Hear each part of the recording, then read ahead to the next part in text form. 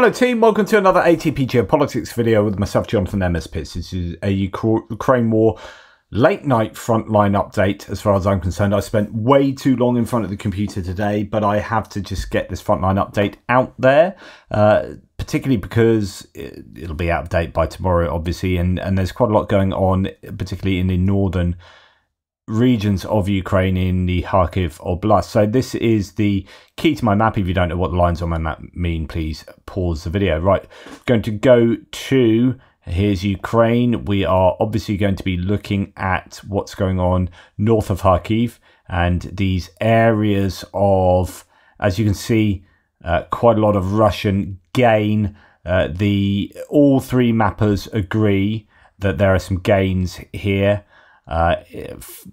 The grey zone is represented, Andrew Perpetua's grey zone, so where there's kind of no man's land or contested fighting going on between those two blue lines. But anywhere north of that first blue line, and the yellow line according to the Deep State map and the red line according to Syriac maps, is under Russian control. So you can see some fairly large gains for the Russian across the Russians across the last couple of days.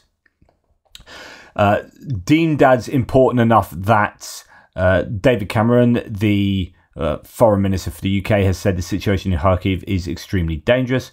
He stressed that Kyiv's allies must do everything they can to help. He pointed to the UK's recent $3.74 billion yearly package to Ukraine, encouraging others to do the same. For what it's worth, here we have Syriac map saying the situation on the northeastern front, the four spearheads became two after the Russian army secured new positions along the border. From the left spearhead, Russian forces took control over Krasna, Morokovets and Olenyakove, thus reaching the northeastern outskirts of Lyepoke.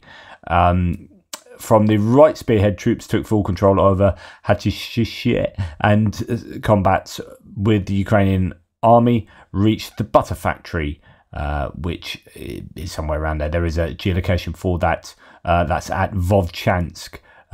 So we'll have a look at these sort of places on the map in a second. That's how Null Reports saw it pretty much this morning. Obviously, there have been changes since then. He's saying there's some uncertainty there, but the Russians had occupied villages at that point. Commander-in-Chief Syrskyi has said a number of things throughout the day, so we'll look at these in a row. So he has commented on the actions on the front. Situation in Kharkiv region has significantly worsened. Fighting continues in the border areas along the state border with the Russian Federation. Heated battles continue in the Kupiansk, Liman, Pokrovsk direction, sats in the other areas on the front line. In some areas, the enemy has had partial success. In others, the defense forces push the enemy out and improve their tactical position. So mixed bag of nuts for the Ukrainians across the front line. In the Kramatorsk direction, the enemy does not stop trying to take over the city of Chasiv Yar. It continues offensive actions east of the city, unsuccessfully tries to restore the lost position in the Klishchivka area. So that's Syrskyi's frontline update. And then there are these further claims. So Commander-in-Chief Alexander Syrsky asserted that the Ukrainian army is aware of the Russians' plans and responds flexibly to all their operations, but described the situation in Kharkiv as significantly aggravated. Quote, "We are aware of the enemy's plans, can respond flexibly to all the actions. To reinforce the defence, all required measures are implemented, and decisions, including personnel ones, are made quickly," he said. So not really telling us an awful lot other than things are heating up pretty seriously. And here we have, in some areas, the enemy has achieved partial... so that's talking about the rest of the front line there. We've got the latest message is here. Yeah, we'll come to that. We'll come to that at the end, actually. So this is what Tendal said earlier. The current situation at the northern Kharkiv frontline is not entirely clear, but we can assume that Russians have moved into some undefended and empty villages along the border just outside Russia. The takeover of those small villages has come at a cost of at least a dozen vehicles by FPV drones and artillery, sometimes even before Russian troops cross the border. The first more serious engagement might happen in Vovchansk. The Ukrainian authorities ordered all civilians to evacuate the city, which is already heavily under fire by the Russian artillery. And that's been an ongoing thing, the evacuation there. Kharkiv region, there are villages that are actually turned from the grey zone into the zone of hostilities, and the occupiers trying to gain a foothold in some of them and simply use some for further advancement, says Zelensky. The purpose of the strikes in Kharkiv region is to stretch our forces and undermine the moral foundation of Ukrainians. Despite everything, the Pokrovsk direction of Donetsk is most rigid. So that's down to Avdiivka area. Anyway, in Vovchansk, the situation there has worsened. The city is being destroyed. There are not many people left, but we are evacuating those that remain, says a policeman reporting on the area. 125th TDF, so Territorial Defence Force, reports that the settlements that were occupied by the Russian forces in Kharkiv region were in a permanent grey zone, and while taking it, they took huge losses. I can't verify that, but the claim is that the Russians are taking huge losses in so doing. I have seen quite a few bits of drone footage of quite a lot of dead Russian soldiers. Whether that qualifies as huge losses, I don't know. Meanwhile, the Vovchansk city administration denied that Russian forces entered the city, as some have claimed. RDK fighters, so the Russian Defense Corps, have been actively defending Vovchansk all day, systematically destroying enemy infantry advancing small groups. The soldier of the Russian Ministry of Defense in a photo, for example, is no longer advancing anywhere, while the Corps artillery is finishing off the more frisky colleagues in the vicinity. Glory to RDK. So they are active in defending Vovchansk. That's this city here. And that it has been, a large number of people have been evacuated from there, and I'd imagine the Russians are going to be on the doorstep of that, if not, or advancing through the outskirts. I don't know, maybe not. It is denied in one of these claims, wasn't it? This one, that they're in the city, but that was okay. So 5 o'clock my time, so that'd be 7 o'clock Ukrainian time. So maybe they are still outside of the city. Complex and challenging. These are the words from Ukraine's general staff using to describe the situation north of Kharkiv, where Shoigu's likely last action as Russia's defense minister was to order a new invasion. During the day, it became accepted that several small settlements had been seized. So what's claimed here? Let's have a look at that. The defense forces continue.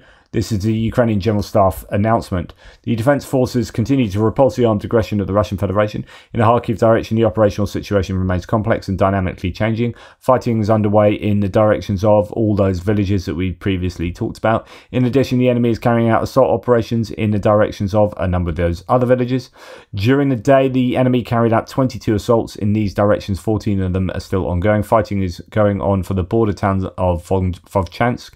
The enemy used significant forces to attack the city in the composition of up to 5 battalions and does not count with its own losses. The Russian invaders lost more than 100 occupiers in one day only by being killed in this direction. At the moment, the enemy has tactical success. Measures are planned for the destruction of the enemy, which has wedged itself into our defence. Our defenders conduct defensive actions, inflict fire damage on the enemy. We use widely use unmanned systems for the purpose of conducting reconnaissance and performing pinpoint strikes to achieve maximum losses. I've seen, for example, a tree line having several men taken out by FPV drones there, and yeah, the FPV drones are particularly frequently used in this sector. Reserves are being deployed to stabilise the situation in the course of determining the tasks of the troops. One of the main priorities is the preservation of lives of our soldiers, and that's basically kind of all we know. It's dynamic, basically, and the Russians have 2 fairly significant stretches of that Kharkiv border under their control. How far they will be able to advance towards Kharkiv, what their goals really are, and how much equipment they can throw at here is yet to be seen. And likewise with the Ukrainians, how they are going to defend, what they can bring to bear here is yet to be seen as well, other than we've seen drones, a little bit of artillery, but yeah, essentially at the moment mainly it seems drones. So I don't know whether you'll start seeing things like HIMARS active and whatnot. I don't know. It's interesting, HIMARS, because they've only rarely been used for frontline activities, and yet they are supposedly, or they have been touted as the replacement to artillery. So you'd expect them to be used in the same way as artillery can be used. Maybe Maybe some cluster munitions being used around here could be particularly useful, but I don't know. I guess we'll have to wait and see. Surat maps say, oh no, so that's that frontline area in Kharkiv Oblast. As you can see, no changes to the northeastern axis, Kupiansk to Svatova to Crimea. That's really good news. Seeing earlier on that there was some extensive fires in Serebryantski Forest. Saw some firms data of basically it was all red. Just then, it looks like there might have been significant wildfires. I presume they're not wild and they're probably caused by humans and weapons. But yeah, I mean, that's horribly defoliated forest, and not in a good way. Anyway, no change to the front lines there, or down the Seversk front line and northern Bakhmut area until we get to some small gains around the Canal micro district from Surat maps. That was actually one that I talked about yesterday, but the changes have been done after JR done the mapping. I don't think we've got updates to deep state maps after this, only in the north. I think JR ran out of time. I would have done it tonight, but I have just come off the back of 2 hours on a Tochny live stream, so I'm fairly exhausted. So I'll be on the mapping tomorrow. Although tomorrow's a crazy busy day, but we'll have to see how it goes. We can see Surat maps showing some gains south of that road, which is itself south of the attack they did towards the canal here, and the pipes, as they call it, under the culvert here. That happened, I don't know, was it about 5 days ago or something? And the Russians then took this area north of the road, and now, according to Surat maps, a really quite significant area south of the road, and that's all of Ivanivska under the Russian control, as according to Surat maps only, though. That's not agreed upon by the other mappers. Andrew Perpetua has some gains south of the Ivanivska area, which is in line with what reporting from Ukraine reported the other day, with a Ukrainian counterattack in that area. So this is now all grey zone here, but that area, that sort of polygon there, is the area that the Ukrainians have retaken. But I suggest that probably happened about 4 days ago or so, when reporting from Ukraine reported on that. The Surat map says of the area, you can see this area south of the road and now covering all of Ivanivska, that the Russians continued advancing along the water canal and secured the first part of the forest west of Ivanivska. So that's this forest area there. But no other mappers have agreed with that. We'll see whether that is the case going forward. And as we come down, we get to past New York and Toretsk and come to the northern Avdiivka area around Ocheretny. I don't know, one of those words. And we go on to our pink tab group here. We can see Surat maps says that the Russian army continue advancing north of Ocheretny and reach Kalinova Ponds. On the other hand, during the last hours, the Russian forces captured a series of trenches southeast of Novo-Alexandriivka.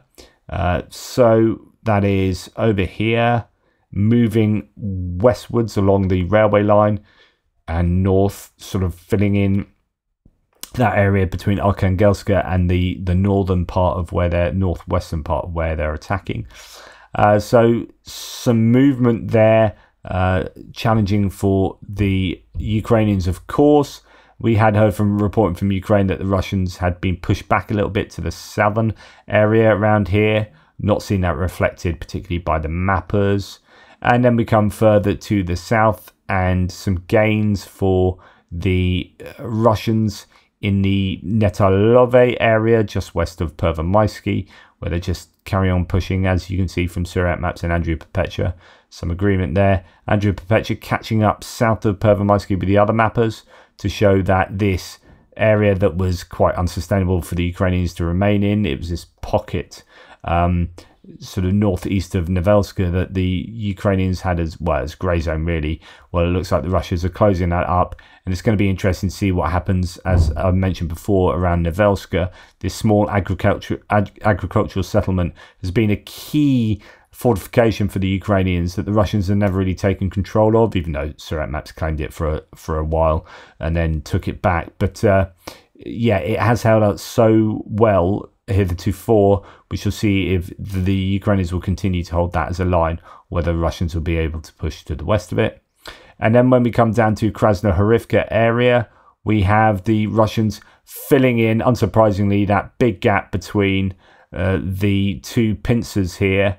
There's only sort of 700 meters between those 2 points. Now they filled that whole area in, which you would have expected to happen. Following the withdrawal of the Ukrainian army towards the center of Krasnohorivka, the Russians took full control over the 2014 trench system located on the eastern part of the town until the school number 1, located in the micro district. In addition, troops made new advances north of the refractory plant, taking control over the city council and big part of the private sector until Sumska Street, which became the new front line. About 40% of the town is now under Russian hands. So they're making consistent gains in this area. And that's, of course, really challenging for the Ukrainians. Just trying to see which one was Sumka Street. I don't know if it's this. No, it seems to be that one.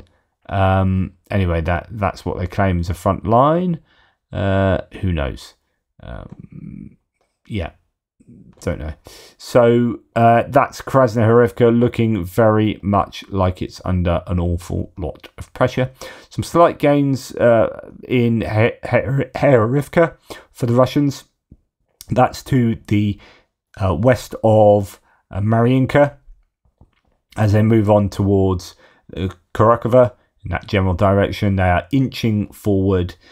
So it's been a day of quite a lot of gains right across the front line, and actually includes some gains right down in this southern area, right on a dogleg north of Volodymyrivka and east of Mikilska in the Vuhledar direction.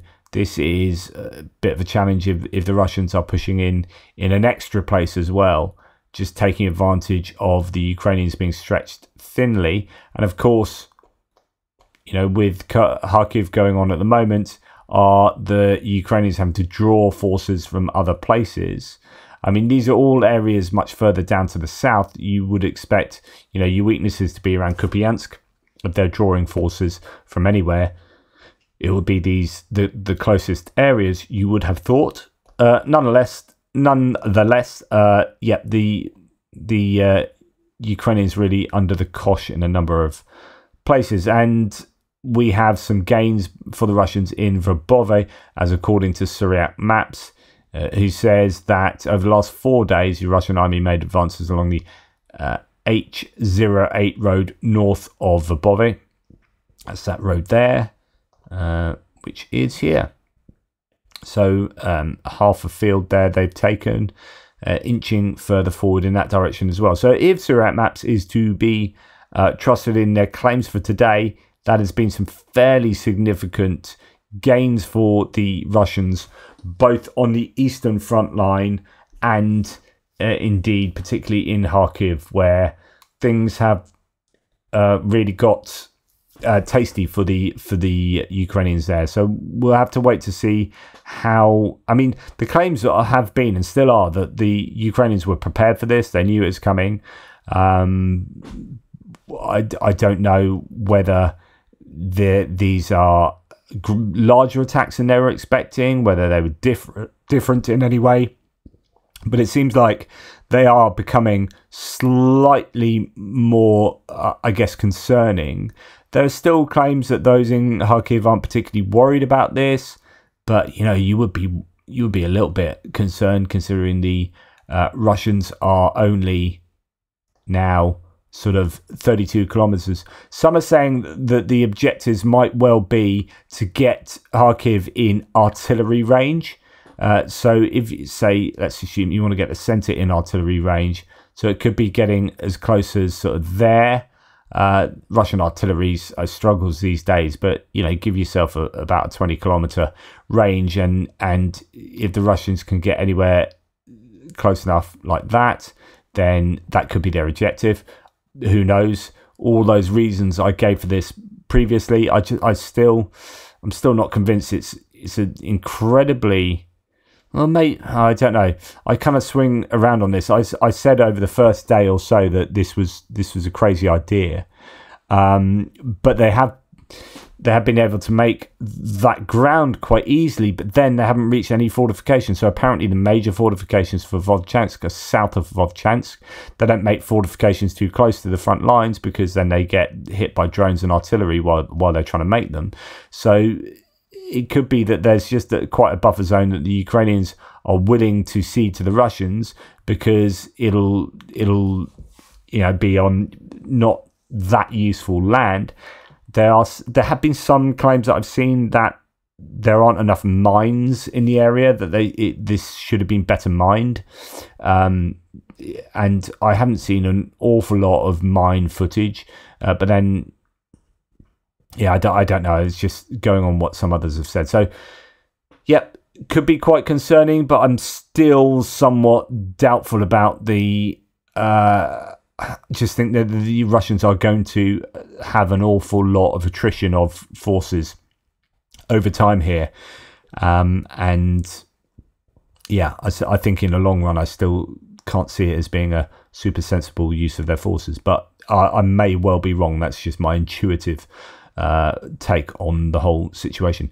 Right, that's enough from me. I need to go and give my voice a rest and get some beauty sleep, and a lot of it. Take care, everybody, and speak to you soon.